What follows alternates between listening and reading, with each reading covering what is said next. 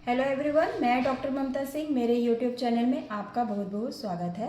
दोस्तों, आज हम बात करेंगे पेट से रिलेटेड एक ऐसी समस्या जिससे बहुत सारे लोग परेशान रहते हैं, जिसमें यंग एज के लोगों में भी परेशानी देखने के लिए मिलती है। अल्सरेटिव कोलाइटिस, जिसे हम IBD यानी कि इन्फ्लेमेटरी बाउल डिजीज़ भी कह सकते हैं। ये एक ऐसी मेडिकल कंडीशन होती है जिसमें पेशेंट के लार्ज इंटेस्टाइन यानी कि बड़ी आंत में इन्फेक्शन हो जाता है, इन्फ्लामेशन हो जाता है यानी कि सूजन हो जाती है।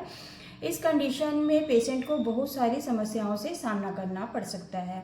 सबसे पहले जान लेते हैं हमारी बड़ी आंत यानी कि लार्ज इंटेस्टाइन कहाँ होती है और इसका काम क्या होता है। तो दोस्तों, हमारी बड़ी आंत हमारी डाइजेस्टिव सिस्टम का एक पार्ट है।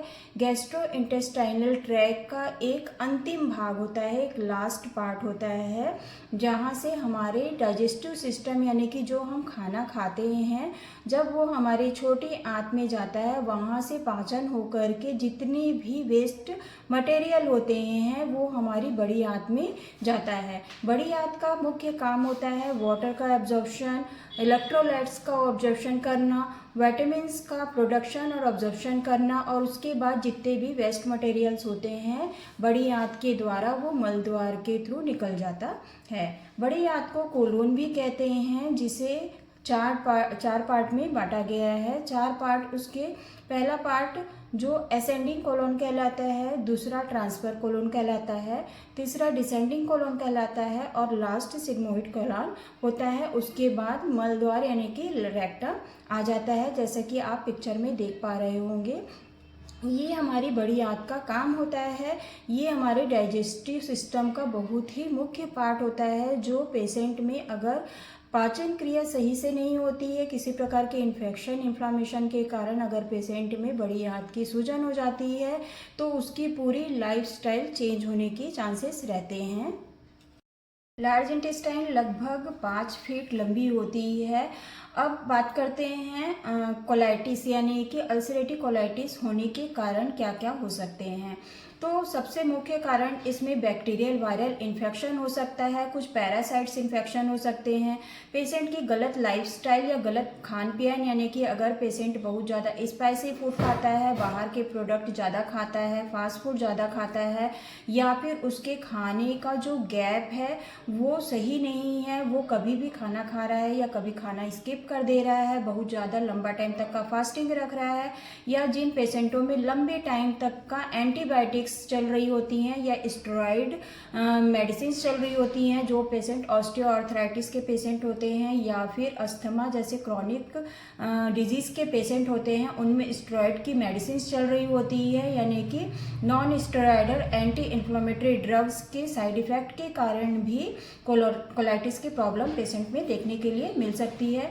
इसके साथ साथ अगर पेशेंट को लंबे टाइम तक का गैस एसिडिटी की प्रॉब्लम बनी रहती है और वो धीरे धीरे क्रॉनिक होते चले जाता है वो समस्या, तो भी उसके में लार्ज इंटेस्टाइन में इन्फ्लामेशन होने लग जाता है, कोलाइटिस की समस्या बनने लग जाती है। इस कंडीशन में पेशेंट को जो लक्षण दिखाई देते हैं, सबसे पहला लक्षण है पेशेंट में लूज स्टूल की समस्या देखने के लिए मिलती है, दस्त की समस्या देखने के लिए मिलती है, साथ ही पेशेंट के स्टूल में ब्लड और म्यूकस यानी कि मवाद भी आ सकता है, जिसे हम आम भाषा में आव भी कहते हैं। अगर बच्चों में ये समस्या होती है तो बच्चे वीक होते चले जाते हैं, साथ ही बच्चों की ग्रोथ में भी कमी आने लग जाती है। पेशेंट में बार बार फीवर की कंडीशन देखने के लिए मिलती है, वेट लूज होने लग जाता है, पेट में एक फूलापन लगेगा पेशेंट को, साथ ही ऐंठन वाला दर्द भी महसूस करेगा पेशेंट। इसके साथ साथ उसके रेक्टम वाले एरिया में दर्द भी होगा और जलन भी हो सकती है। ब्लड पेशेंट के जब आता है तो उसके साथ साथ मवाद भी आता है। इस कंडीशन में पेशेंट को हीमोग्लोबिन की कमी हो सकती है, पेशेंट एनीमिक हो सकता है, साथ ही पेशेंट में बार बार मल त्यागने की इच्छा होती है, यानी कि पेशेंट अगर स्टूल पास करने जा रहा है तो वो सेटिस्फाइड नहीं हो पाता है कि उसको पूरी तरह से स्टूल पास हो गया है। आते पूरी तरह से खाली होने के बाद भी उसे ऐसा फील होता है कि उसको कुछ स्टूल अभी और पास करना है। इस टाइप के पेशेंट में लक्षण देखने के लिए मिलते हैं। नेक्स्ट हम बात करते हैं कुछ टेस्ट जो डॉक्टर एज पर नीड आपसे करवा सकते हैं, जैसे blood test, stool test, ultrasound, colonoscopy, endoscopy जैसे टेस्ट डॉक्टर साहब से करवा सकते हैं, ताकि आपकी कंडीशंस के बारे में, पेशेंट की प्रॉब्लम कितनी है उसका डायग्नोसिस डॉक्टर कर सके। दोस्तों, होम्योपैथिक के अंदर बहुत सारी ऐसी कारगर मेडिसिन होती हैं जो आपको कोलाइटिस की समस्या से पूरी तरह से बाहर निकाल सकती हैं। इन मेडिसिन के सेवन से आप पूरी तरह से ठीक हो सकते हैं। Homeopathic treatment as per symptom, as per personality दी जाती है। डॉक्टर आपका पूरा हिस्ट्री लेता है और हिस्ट्री के बिहाफ पे आपको मेडिसिन स्टार्ट करते हैं, तो वो मेडिसिन जल्दी काम करती है और आपकी समस्या जल्दी दूर होती है। मैं कुछ मेडिसिन आपको सजेस्ट करूँगी, ये आप किसी भी नज़दीकी डॉक्टर से राय लेकर के इन मेडिसिन का सेवन कर सकते हैं। पहली मेडिसिन है सल्फर 200। सल्फर 200 बहुत ही इफेक्टिव मेडिसिन होती है। कुछ केसेस में ये मेडिसिन 2 डोज में ही कोलाइटिस की समस्या को दूर कर देती है। अगर इसके सिम्टम्स पेशेंट के मिल रहे हैं और मेडिसिन के मिल रहे हैं तो ये मेडिसिन तुरंत काम करती है। Sulphur 200 2 drop weekly direct on tongue, morning में एम्प्टी स्टमक लेना होता है। नेक्स्ट मेडिसिन है मर्क सॉल्ट। अगर स्टूल में ब्लड आ रहा है और लूज स्टूल है तो इस कंडीशन में merc sol 200 2 drop direct on tongue दिन में 2 बार ले सकते हैं। नेक्स्ट मेडिसिन है नक्स वोमिका। अगर पेशेंट बहुत ज़्यादा स्पाइसी फूड खाता है, अल्कोहलिक है और उसके खाने पीने का लाइफस्टाइल का रूटीन नहीं है, या फिर पेशेंट को नोज़िया वॉमिटिंग की प्रॉब्लम लगातार बनी रहती है, तो इस कंडीशन में नक्स वोमिका बहुत अच्छा काम करती है। क्रॉनिक गैस्ट्राइटिस की प्रॉब्लम है पेशेंट में तो नक्स वोमिका बहुत अच्छा काम करती है।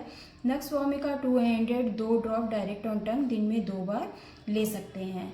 नेक्स्ट मेडिसिन है मर्ककॉल। अगर स्टूल में मवाद आ रहा है तो उस कंडीशन में आप मर्ककॉल 200 2 ड्रॉप डायरेक्ट ऑन टंग दिन में पेशेंट को दे सकते हैं 2 बार।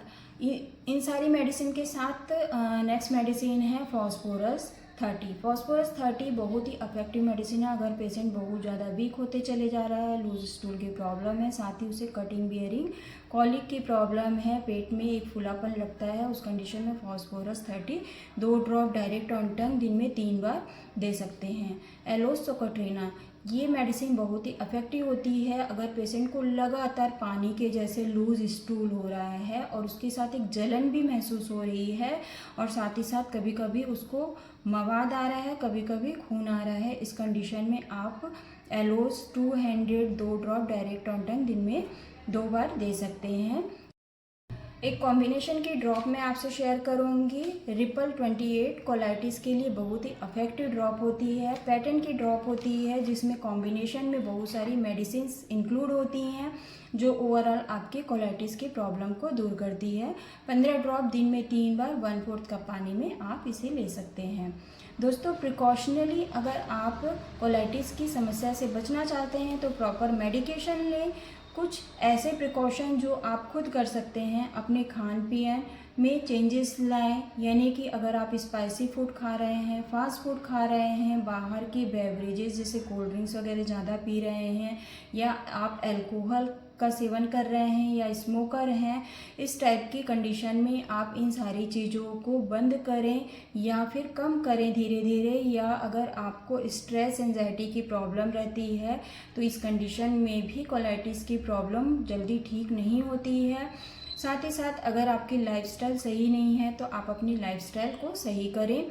इन सारी ही समस्याओं से आपको राहत मिलेगी। प्रॉपर आप अपना ट्रीटमेंट करवाएं और कुछ प्रिकॉशन लें, इन सारी ही प्रॉब्लम से सॉल्यूशन आपको मिल सकता है। इस प्रकार की अच्छी इन्फॉर्मेटिव वीडियोस के साथ मैं आपसे फिर मिलूँगी। अगर मेरी इन्फॉर्मेशन आपको अच्छी लग रही हो तो मेरे चैनल को लाइक शेयर सब्सक्राइब करें, अधिक से अधिक अपने फ्रेंड्स फैमिली के साथ शेयर करें। Thank you.